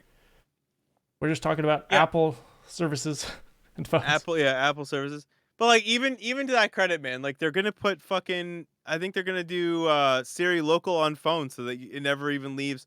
It's just like Google's Oh doing my this too god. with like the Yeah, more with AI that Android. happens Yeah. locally. This is actually a Yeah, huge because they. step forward with AI, where the Yeah. more processing happens locally on your device, because now we actually have solid processors that are able to actually Yeah. run a lot of computations and that are actually able to process data that occur on the phone. And the AI is lean enough and efficient enough that it can translate speech without it having to Yeah. go off to a server and then come all the way back, which translates for very a bad user experience when it has to leave your device and come back. So Well, they're also doing their new Tensor cores with the Pixel 6. yeah, So like they're gonna go the full Apple route and just like do the AI processing on board as well with like their own special shit, which is really sick. the more of Yeah, this, like the better. yeah, I don't know where I'm gonna go from it. We're gonna see where it goes. Like it's supposed to be an iOS 15 update, so like they only have a couple months. But if they do that, then I'll have to figure out like what the fuck I'm gonna do because I'm not down. Like I'm just not down Yep. for that shit. Which is very understandable. Like I'd be in the exact same boat if I had an I don't Apple know how device. literally Like anyone is comfortable with it. uh for I most don't think people, anyone who understands the entire scope of what they're doing with that change, I don't know see how any of them are comfortable with I it. think most people right now that own iPhones that are just want to make it send phone calls and text messages don't actually know or care about a lot of this stuff. And it's That's going to be a couple years yeah. until like something actually happens that's like newsworthy enough for people to jump on this and be like, "Oh wait, my phone's doing that. What the fuck? I need to get Yeah. off of this." But I For don't the include technically them. savvy people, Yeah. those are the people we're talking about who are like, "Wait, hold on. Right, They're right. doing what with my data?" So I'm saying of the technically savvy people, I have yet to see anybody Who's okay with like this? who's okay with it. And like other features, like I've seen a lot of people okay with the other two features. I actually am The okay with either of those as well Dude, I'm because okay with the they're other two opt-in, features they're too. parental controls. Like Yeah, they yeah. specifically say, like actually, this is I should probably show this image right here because this is actually what it looks like when this is occurring. It's very transparent. It's clear. Like, hey, this is going on. This could be sensitive. We're going to. It's your choice, but your Yeah. parents want to know if you're safe, and they're like very clearly for the child who's under 13 or wherever the age limit is for this. I think you can actually do it over 13. Some limits of this, but it's very clear to both the parent and the child of like, hey, this is being Yeah. reported to your parents because we're I not don't even okay consider about this to this. be remotely controversial Nope, at this all. is completely fine. Like It's most people only don't see it either. Like, only controversial because it was rolled out with the other one which kind at of all. feels a Yeah. little scummy at the same time. It's kind of like pork It just barreling with. feels like a very Apple moment. Like they just didn't think any of them would be a big deal, and then they were like, "Oh, Oh wait, hang on. shit." People do actually care. Wait, what? Hold up. Yeah. Ugh. Yeah. So Osprotos says they're sending hashes though, right? Not the images themselves. Yeah, like we discussed earlier, that's actually the problem because they don't even know what the fuck they're scanning your phone for. Like, yeah, we were already talking about how it's like it's not even a matter of. I don't even think it's a matter of time. Like, I think within a year, like I think the governments of the world will just be like, hey, like scan for this too, and they'll be like, what is that? Well, you can't see and don't ask. Like, or you can just not sell your phones. Or else, and then you don't have too Yeah. much option about it. Apple absolutely understands the backlash they were going to receive. Um, I don't know if I agree with that. I don't know if I agree with that. I have a feeling that they didn't think it was going to be this bad. But maybe I'm wrong. I I understand the think point that of view where they think I think that like maybe it's possible they tried to obfuscate how bad it was by putting it with two products that were actually passable. that's yeah. If Like that could be what they were trying to do. And it could be the other way that they just didn't think that it was going to be. They thought that maybe people. My suspicion is that they see this technology to be very foolproof. It definitely reads that way when you read the docs. Like they feel like it's very accurate and very foolproof, and they have good intentions with it. So and it's perhaps they just because didn't see it. when Yeah, you're referring to CP, most of the time when you're referring to these type of things, even like the way they name government legislation is like they super patriotic or like super anti something absolutely terrible, and they're like nobody's gonna yeah, disagree with this. Doesn't matter what we actually roll into it. And if you look at the other two features that they rolled out with this, they're actually really well thought out, and they like make sure that like nobody should have too much of a problem with it because they're scanning my messages. Well, okay, hold on. Well, they made sure that the rest of that was very clear and transparent. So, if I had to put a conspiracy tinfoil hat on, I it's hard for me to actually jump into one camp or the other. But if I had Yeah. to fall in the line, I would think that they intentionally rolled these out together and tried to Yeah, mask it. maybe. That's So, a conspiracy a little bit, but so Rexter says in chat, yet again, that's why we like Apple. They don't know stuff. They don't just throw stuff in a phone. They put it in when it just works. I'm willing to trust them. Yeah, that's true of most of the things that they do. That's for sure. They usually have a very polished, like, they'll put a feature in a year or 2 or 3 later after, uh, after Google does or whatever. My problem is that they've already like they basically started with the argument with it's just for iCloud services. So like you don't have to worry about it. And now they've already publicly stated that they might give third party access to other apps. So like they're already reneging. So I don't really in this particular case I don't really agree.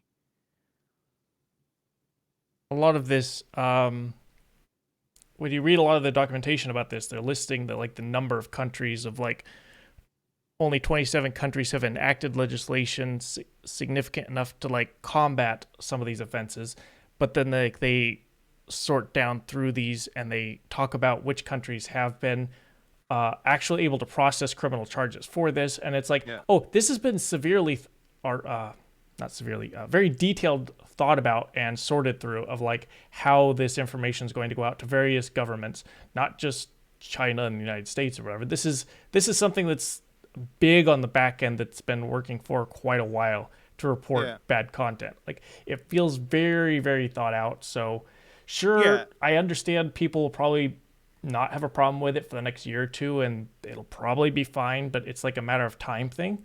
And do I want to do I want to ever purchase a device in the Apple ecosystem in the future knowing that this is the direction it's going? Like Yeah. if if if if Google does this too on any Google owned hardware, I'd have a serious problem with it there as well. However, Yeah. the difference here is that like if you purchase an Android device, you have your choice of various. It's not all being made by Google directly. It's like HTC makes this hardware, ASUS makes this hardware, Yeah. Samsung makes this piece of hardware, and it's there's feels like much more control about this overall. Yeah.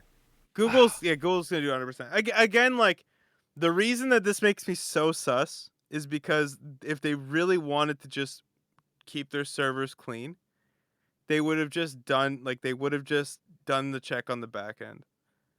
Like I just can't see a reason to do a client side.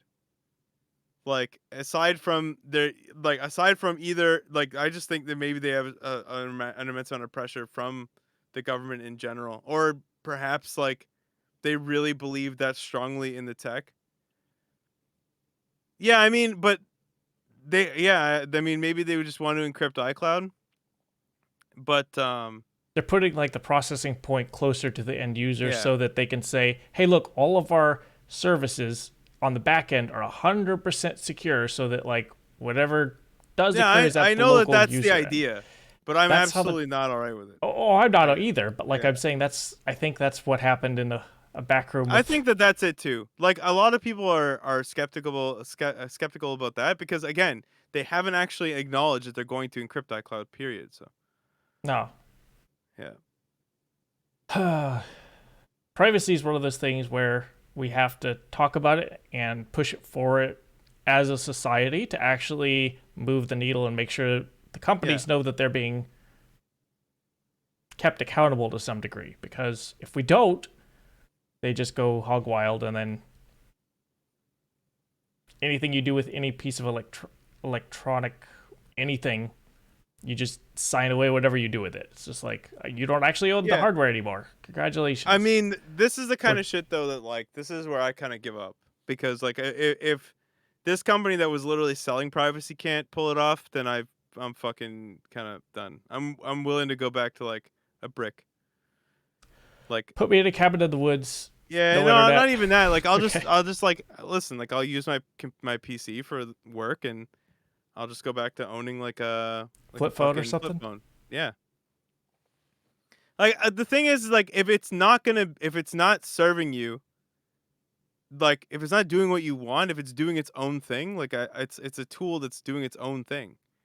Like it's no longer yours. Like I just don't, I don't want that. It's not a Roomba, so I can't like fucking vacuum my floor and shit. It doesn't have any other purpose. Like yeah, I don't know. Apple needs to be transparent with the guardrails and measures they will take. Governments, no, they won't, because they can't. This is the problem. This is what I was trying to explain, Dan. So Dan is Death at Sea. Yeah, I know. You You can read can't out the do comments. that. Where we Like go? you can't. There's no way for them to say like we know what this hash is. They just don't. Right? Do you think if like they came forward and said like, hey, the backlash is notable. We've heard you. We listened to it. We're actually going to check this on our end. Do you think that would fix some of this to some degree if they like had more control about this and I they don't. Yeah, I just claimed don't that think. they would do that? I don't know. Maybe it's like a fucking lost cause. Already.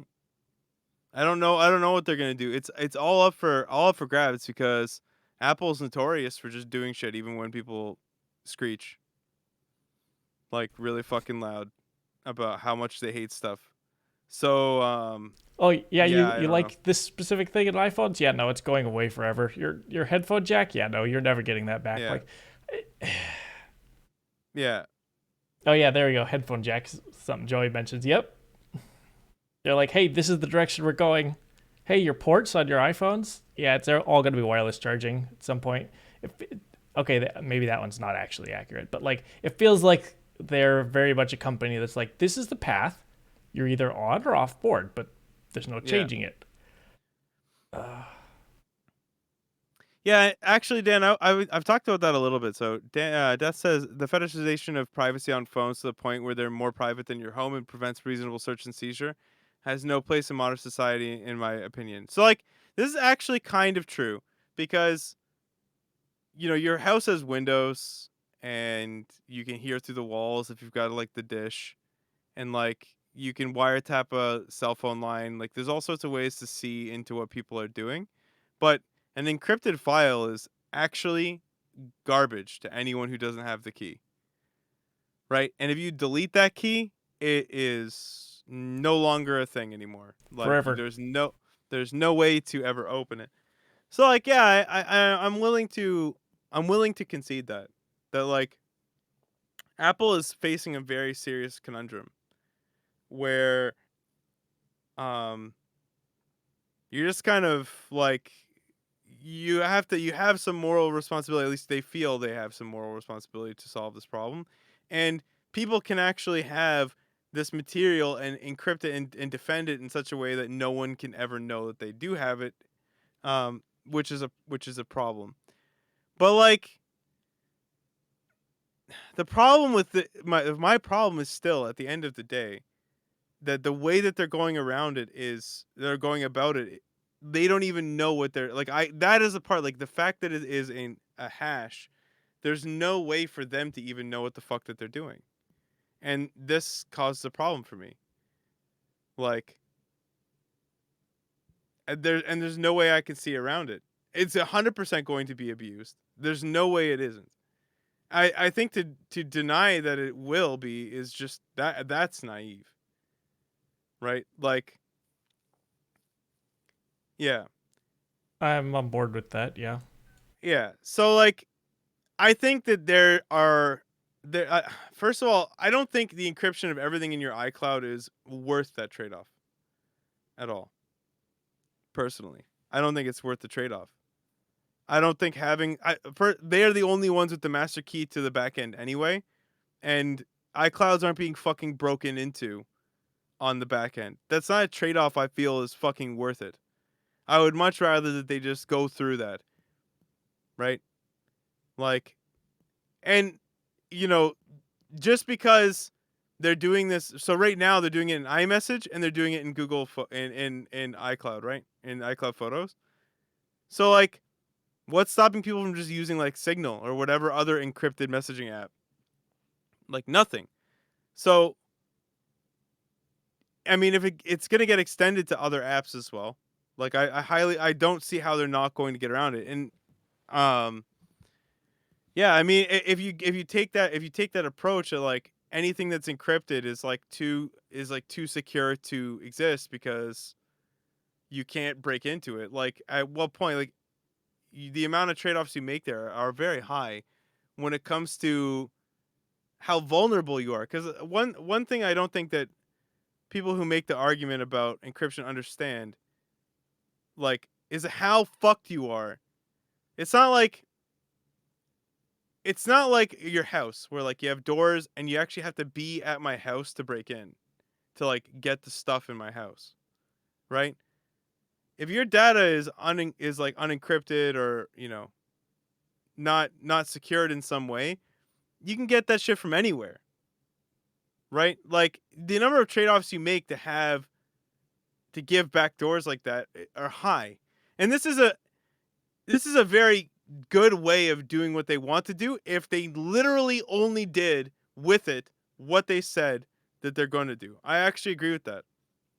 I can't deny that the technology probably does exactly what they say it's going to do right now.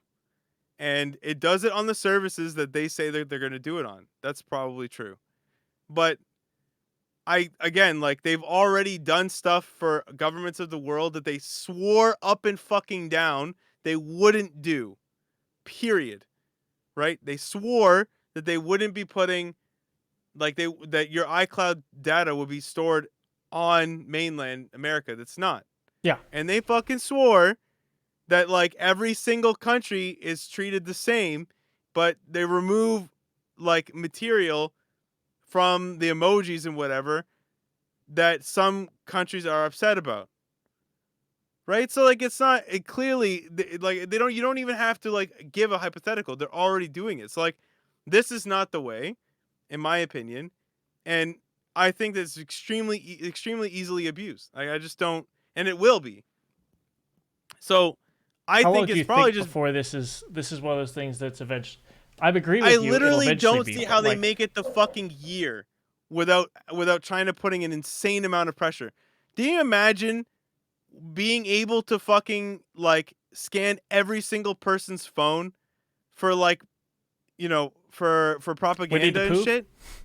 Fucking hell, man. They would never give up that power. And they're completely happy telling Apple to take a fucking hike too. They don't give a shit. They have tons of mainland competitors. Half of which are just rip-offs of Apple products. Yep. I don't even understand. Like of course they're going to do it. There's There's no plenty way. of YouTube videos that show like all the rip-off stuff that they have there. It looks And identical to an and iPhone. again, back to the hashes. Like you can't even expect Apple to report against it, to be like, hey, look at what China tried to do, because they don't know. Like, they're fucking anonymous hashes. There's no way for you to know what they produce. That's the problem. Yep. Yeah. So, like, I can't get behind it. Yeah. So we'll see. This is a very curious moment because Apple It's really something we're is gonna have the, to stay tuned into very closely and see what they do and how they react yeah. to like the outrage of this. Unless Apple demands the original but they're not allowed to do that. This is why yes, but it's not like you can't fucking find a way to circumvent this shit, dude. Like the Apple is not allowed to be in possession of this material. That's the catch. Apple can't actually have the child abuse material that they need to go for. An Apple Apple doesn't moderator have. doesn't know what the fuck it is. They see a very low resolution image. Like super low res because they're not allowed to have possession. It's not actually a gate. It's It's a not the fake gate. original It's image at all. yeah. Right? And like there's nothing stopping, China from just saying like, "Hey, we'll have our own moderators." Like there's nothing stopping them from doing that. It's not just one. No, I'm saying that what I'm saying is that um like what the moderator sees is not the OG. It's not the original. Even if there's a number of them, Yeah, even if there's it's 11 or 12 or 13 or 15 or 20 of them, like the moderator can only see a very low res version. Like it's the idea that they can't find a way to subvert that is unlikely. They're just making sure that, you know, the image is like, something like what it's supposed to look like. But, there could be lots of images that look like material that you wouldn't want people to have when you take it to like 62 by 62 when it was originally like a 4K image. we don't actually know So the size resolution you here, don't but know the like size. You don't know anything. And that's another part I'm of the willing to problem. bet that here's the problem. I'm willing to bet that once this technology is automated enough and place, most of the vast majority, like 99+% of the time, as soon as these come up before whatever Apple moderation human occurs, they're not actually going to stop any of it. They're just like, yep, yep, yep, send it on. Like I severely doubt they're actually going to be filtering much of it. Like it's going to stop at the Apple moderation level. You know what I'm saying? Like I have my severe doubts about that.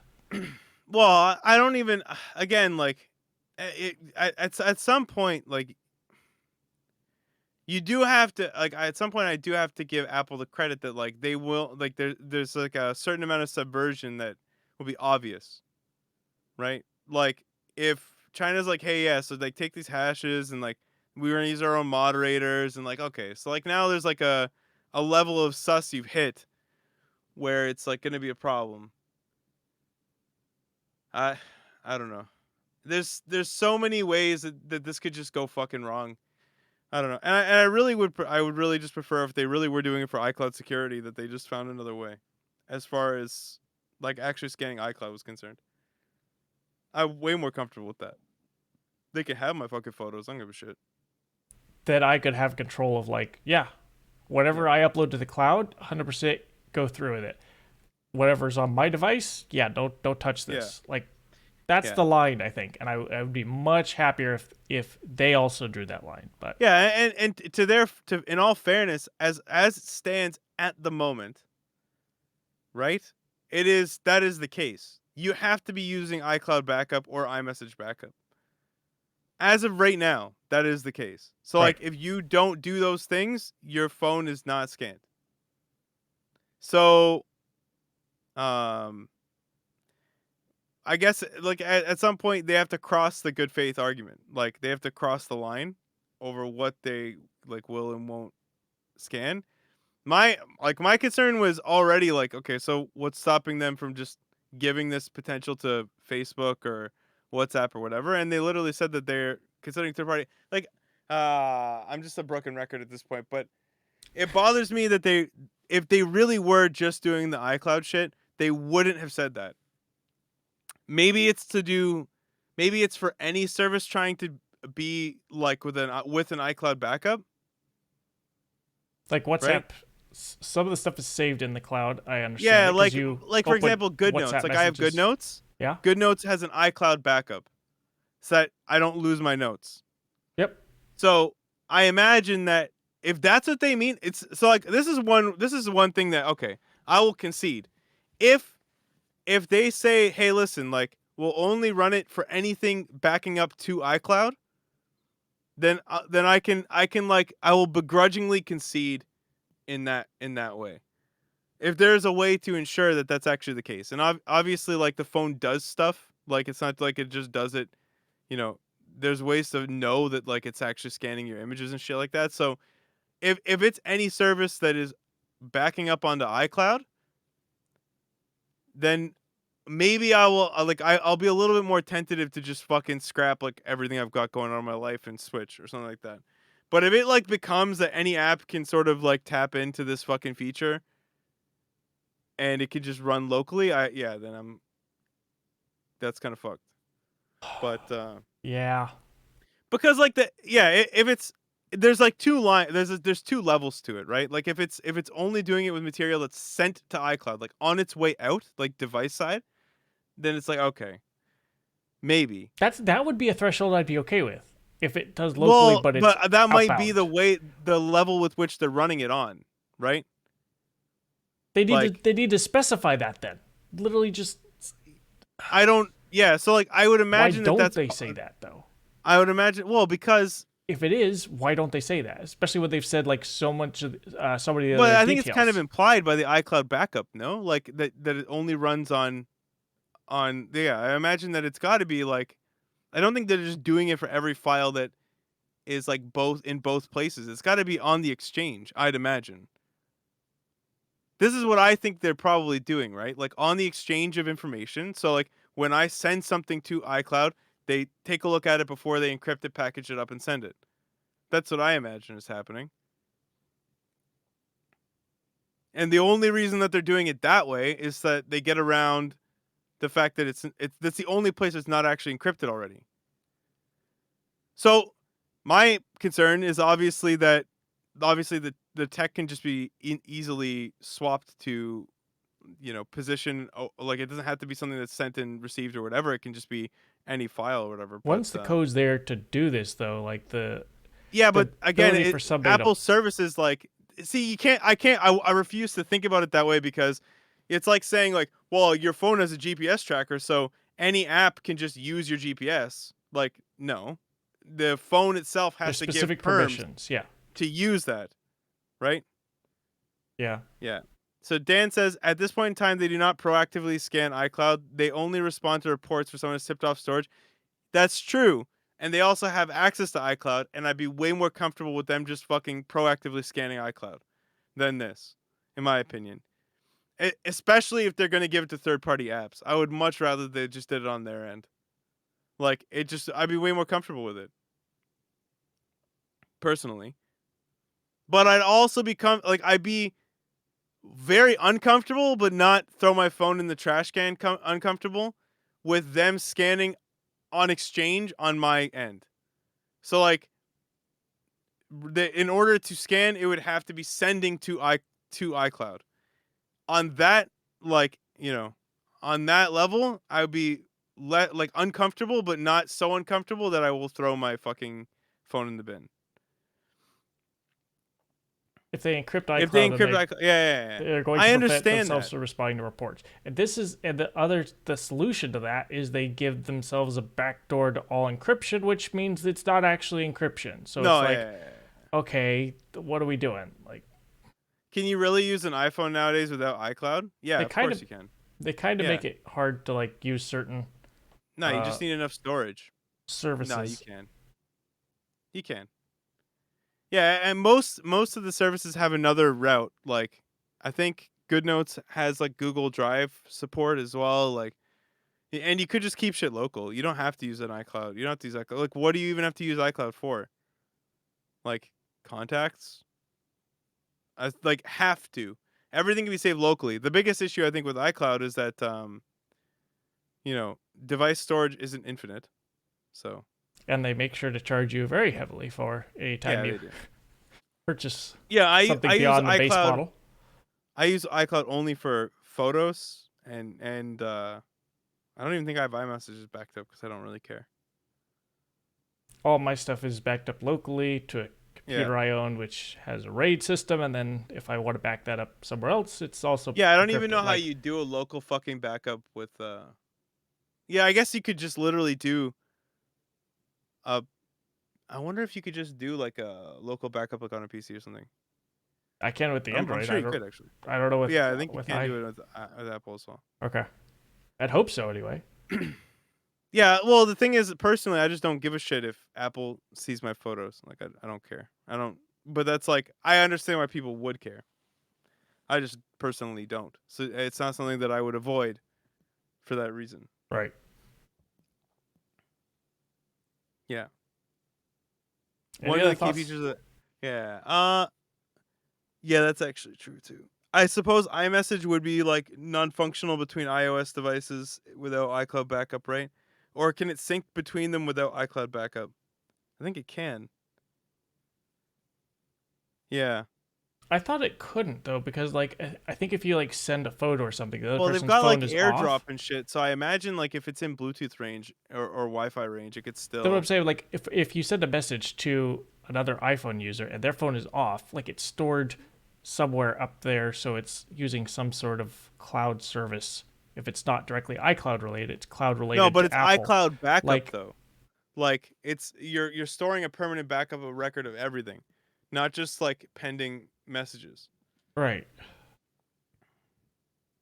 The only key feature of Apple is privacy. That's not true. The ecosystem, I think, for the for the most people and the casual is definitely the ecosystem, and it's very nice. Like that I can attest to. But I bought the phone for privacy for sure. I know Like several I people think, on both sides that only and have I like a think a lot single of people iPhone fucking device. did.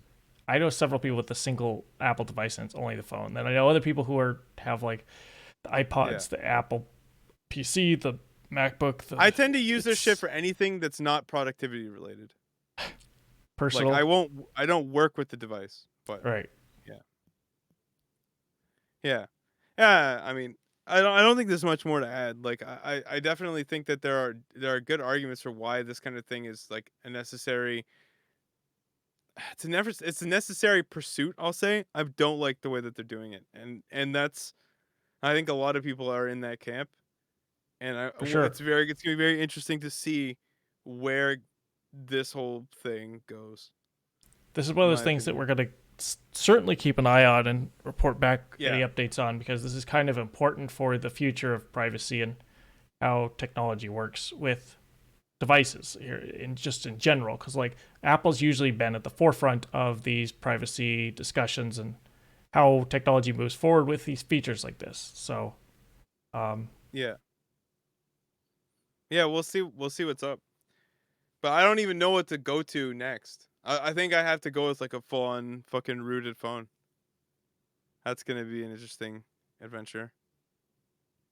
a rooted phone is definitely worth the adventure, I'd say. Like I if you haven't had one, I'd highly recommend it. You can just you're very careful and technically savvy with what you're doing and what you're putting on it, but you can load Yeah. any custom ROMs of like whatever you want there.